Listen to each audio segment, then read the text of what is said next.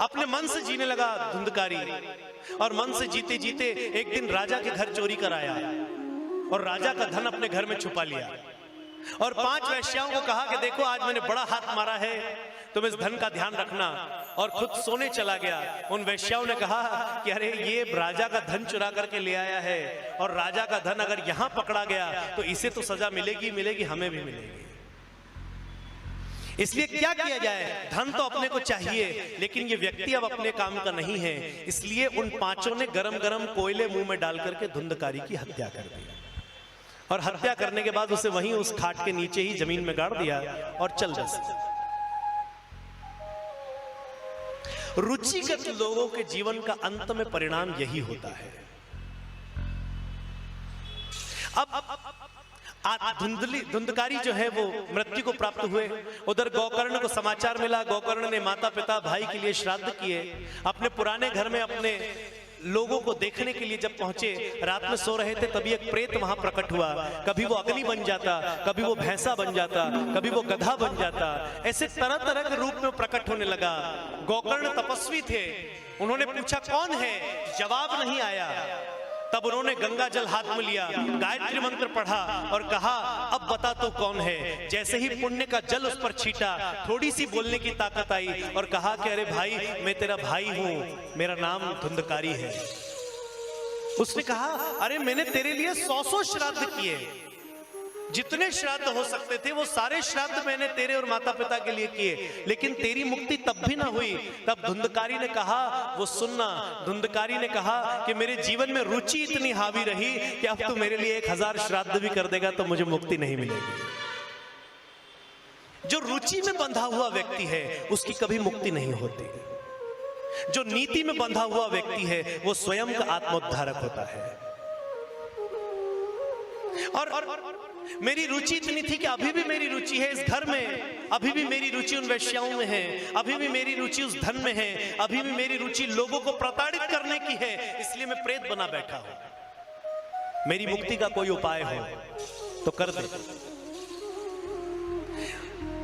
उसने गीता पाठ किया, उसने तमाम वेद और शास्त्रों के उपनिषदों का पाठन किया, लेकिन कोई फर्क नहीं पड़ा।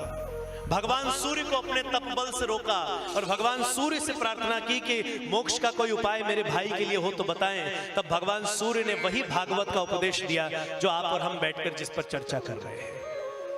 भगवान सूर्य ने उस भागवत के विषय को रखा और कहा कि इस भागवत को करिए, तब जाकर के मुक्ति प्राप्त होगी। और आप सब लोग कथा जानते हैं कि 7 दिन तक गोकर्ण ने कथा की, और गोकर्ण जी की कथा से पहले दिन के चिंतन मनन से पहले बांस की गांठ टूटी, दूसरे दिन की कथा से दूसरी गांठ फूटी, तीसरे दिन से तीसरी फूटी, और ऐसे धीरे धीरे 7 गांठ के उस बांस में विराजे हुए उस धुंधकारी के प्रेत को मोक्ष की प्राप्ति हुई। वो देवत्व स्वरूप हुआ। कथा आप सब जानते हैं। लेकिन विषय यह आता है कि 7 दिन ही क्यों, और विषय यह आता है कि 7 बांस ही क्यों। मैं अपने जीवन के इस 14 वर्ष के जो मैंने गुरु कृपा से पाया है वो अनुभव आपके सामने रख रहा हूं। बांस रखा जाए या ना रखा जाए ये कर्मकांड का विषय होता है, हो सकता है, लेकिन बांस रखा क्यों जाए ये विषय महत्वपूर्ण है। 7 वार होते हैं और किसी भी वार के दिन हमारी मृत्यु आएगी, 8वें वार के दिन कभी नहीं आएगी। इसलिए 7 दिन परिष्कृत होने के लिए भगवान ने दिए हैं, सोमवार से रविवार से लगाकर शनिवार तक। और 7 गांठ का जो बांस है वो इसलिए रखा जाता है क्योंकि आप सब लोग जानते हैं कि योग की प्रक्रिया है और हमारे शरीर में 7 चक्र होते हैं। मूलाधार चक्र से लेके तो ब्रह्मरंध्र तक एक सहस्त्रार चक्र होता है, वहां तक चक्र बताए गए हैं। और उनकी गिनती कितनी है? 7। और उन चक्रों का भेदन करना ही भागवत में परिष्कृत होना बताया गया है। वो बांस की गांठ फूटी ये कथा का विषय है, लेकिन उस चक्रों में जो फंसा हुआ धुंधकारी का प्राण था वो 7 दिन की कथा से उस 7 चक्रों को पार कर गया। ये भागवत का आंतरिक विषय है। 7 चक्र में सबसे नीचे वाला चक्र होता है मूलाधार चक्र। और मूलाधार चक्र का गुण क्या होता है? भय, मैथुन, निद्रा और भोग। और आप और हम सब इन चार चीजों में ही फंसे हैं। भय सबको है, कहीं कुछ गड़बड़ ना हो जाए। मैथुन वही जीवन में चल रहा है, उसका कोई विरोध नहीं। निद्रा, नींद पूरी नहीं हुई तो बड़ा टेंशन हो जाता है। और भोग, क्या क्या होना चाहिए पास में, ये सब हम सोच रहे हैं। ये पहला चक्र है, और वो जो सबसे नीचे वाला चक्र है उसी में फंसे हुए हैं हम। अभी तो ऊपर उठ ही नहीं पाए। जब उससे ऊपर उठ जाते हैं, सारे भोग हमारे पास आ जाते हैं, तो दूसरे चक्र को भेदन करने के लिए फंस जाते हैं हम। वहां प्राण अटक जाता है। आमोद, प्रमोद, मनोरंजन, बहुत पैसा इकट्ठा हो गया है, चलो एक काम करें, आज कुछ घूम आए, आज मनाली देखाएं कि कैसे बाढ़ में वहां पे लोग फंस रहे हैं और क्या क्या बिल्डिंगें गिरी, उत्तराखंड में क्या क्या हुआ बारिश में, चलो घूम के देखाएं। आमोद, प्रमोद, मनोरंजन। आदमी के पास पैसा बहुत आ गया तो मनोरंजन करने के साधन जुटाने लगा। लेकिन जब मनोरंजन से भी मन भर गया तो फिर दूसरों की ईर्ष्या और दूसरों को गाली देने में जीवन लगाने लगा। अरे उसने बहुत मेहनत की है, अरे हमें पता है कैसी मेहनत की है उसने, हम जानते हैं। क्या जानते हैं? कुछ नहीं, बस ईर्ष्या, और हम उसमें उलझ जाते हैं। हमारा प्राण तीसरे चक्र में वहां उलझ जाता है। इसलिए पहला चक्र भेदन कर दिया हो तो बहुत बड़ी बात मत मानना। आमोद, प्रमोद, मनोरंजन में घूम जाता है आदमी, और आमोद, प्रमोद, मनोरंजन भी जीवन से छूट गया हो तो ध्यान रखना, कहीं किसी से ईर्ष्या ना हो जाए, कहीं किसी से राग ना हो जाए, कहीं किसी से झगड़ा ना कर बैठे हम उसमें उलझ जाते हैं। लेकिन जब हम वो भी छोड़ देते हैं तो चौथा चक्र जो हृदय के पास आता है उसे अनाहत चक्र कहते हैं। जब इन सारी चीजों से ऊपर उठ जाते हैं तो हृदय कोमल हो जाता है। सृजन की कामना बनती है कि कुछ नया करें। अब जीवन में सब कुछ देख लिया है, सब कुछ कर लिया है, चलो अब तो मंदिर बनवा लें, चलो सत्संग में चलें, घर में कुछ आनंद हो, भगवत कीर्तन हो, इसमें मन लगता है। लेकिन वहां भी मन फंस जाता है। महात्मा कहते हैं वहां भी मन फंस जाता है, उससे भी परिष्कृत होना है। तो जब आप उससे ऊपर परिष्कृत होते हैं तो यहां प्राण फंस जाता है। कंठ में भी एक चक्र होता है। और बहुत सारे लोग ऐसे देखे जाते हैं जो कहते हैं कि हमारा हृदय तो साफ है, हम केवल बोल देते हैं सत्य सत्य। कितने लोग ऐसे जो मन के साफ है और मुंह के कड़वे हैं। ऐसे लोगों का प्राण यहां फंसा रहता है, और यहां से भी पाप हो जाता है, मुक्ति यहां से भी नहीं मिलती। इसलिए ऊपर हाथ उठाने वाले ध्यान रखें कि इसको भी सुधारें, कंठ को सुधारें। हमारा हृदय कोमल है, हमें आमोद, प्रमोद, मनोरंजन की आवश्यकता नहीं है। हमारा मन भी भरा हुआ है, पेट भी भरा हुआ है, भोग विलासिता की कोई आवश्यकता नहीं है। बस हम बुरा बोल देते हैं। बुरा क्या, सत्य बोल देते हैं, ऐसा बोलते हैं, पर वो बुरा बोलना होता है, सत्य बोलना नहीं होता। सत्य को भी विनम्रता के साथ कहिए, और वो भी सुनने वाला हो तो। जरूरी नहीं है किसी को बताना कि तुम कैसे हो, वहां भी प्राण अटक जाता है, लेकिन गड़बड़ हो जाती है हमसे।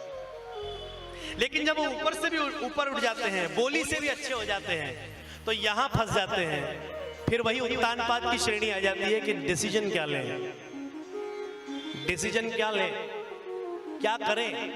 यहां फंस जाता है प्राण, और इसमें घूमता रहता है व्यक्ति। और जब यहां का भेदन कर देता है तो यहां प्राण फंस जाता है। अब तो मैं मोक्ष का मार्गी हो गया हूं, अब तो मेरे जीवन में कुछ बचा ही नहीं है, साक्षात ठाकुर जी मुझे दर्शन देने आने वाले हैं। यहां फंस जाता है आदमी, मेरी भक्ति की पराकाष्ठा हो गई है।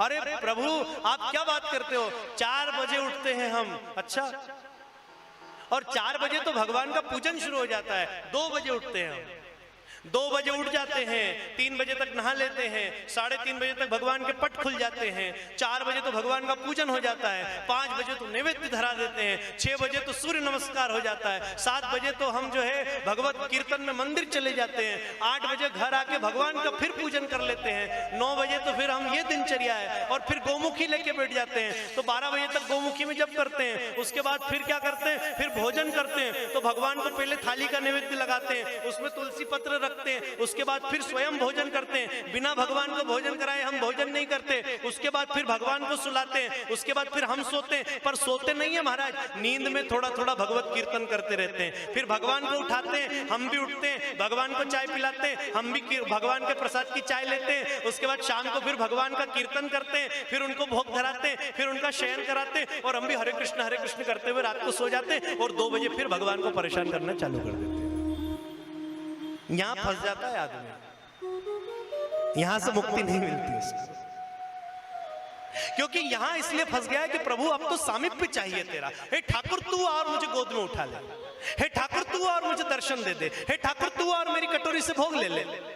यहां अटक गया आदमी, और भक्त कहता है कि मुझे ठाकुर की आवश्यकता नहीं है। अरे ठाकुर, तेरे लिए हाथ ऊपर उठा के आंख बंद करके जो भजन करने में आनंद आता है ना, वो तेरे दर्शन करने में नहीं आता, इसलिए तू मुझे मत मिलना।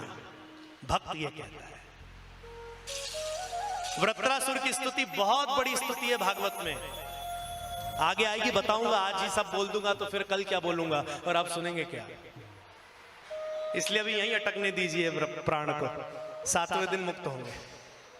तो यहां अटक जाता है, लेकिन जब यहां से पार हो जाता है व्यक्ति, उसे कहते हैं ब्रह्मरंध्र छेद करके मुक्ति को पार कर ली। फिर ना सामिप्य है भगवान का, ना सारूप्य है, ना भगवान की सृष्टि है, ना भगवान का लोक है, और ना भगवान के भोग है, कुछ नहीं।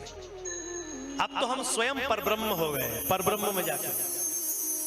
इसीलिए 7 बांस का गांठ रखा, 7 गांठ का बांस इसीलिए रखा जाता है कि उस बांस को देख करके हम और आप ये निर्णय लें कि ये बांस रूपी शरीर हमारा भी है, इसमें भी 7 गांठें हैं, और भागवत सुनते सुनते कितनी गांठों को पार कर गए हैं हम, इसलिए बांस बांध के उसका पूजन किया जाता है। अब धुंधकारी के पास जगह नहीं थी, और पहले के जमाने में इतना फर्निश्ड नहीं हुआ करता था भवन, तो बांस का बनता था, तो वो बांस में रहने लगा। अब तो सोफे पर बैठता था, एसी में बैठता था, अब वो प्रेत बन गया है, तो वो क्या बांस में बैठेगा? उसकी तो रुचि एसी में, उसकी तो रुचि सोफे में, उसकी तो रुचि उसकी कार में। BMW लेकर आया था, 4थे दिन निपट गए। BMW अपने आप चल रही है, लाइटें जलती है महाराज रात में, वो BMW में फंसा पड़ा है। बांस इसलिए रखा जाता है कि उसे देखकर आप और हम ये निर्णय लें कि 7 वारों में, इस 7 दिनों में, इस 7 दिन की कथा में हमारी कोई एक गांठ खुल रही है या नहीं खुल रही है, ये विचार करने के लिए बांस रखा जाता है। तो यहां 7 दिनों की 7 गांठें टूटी,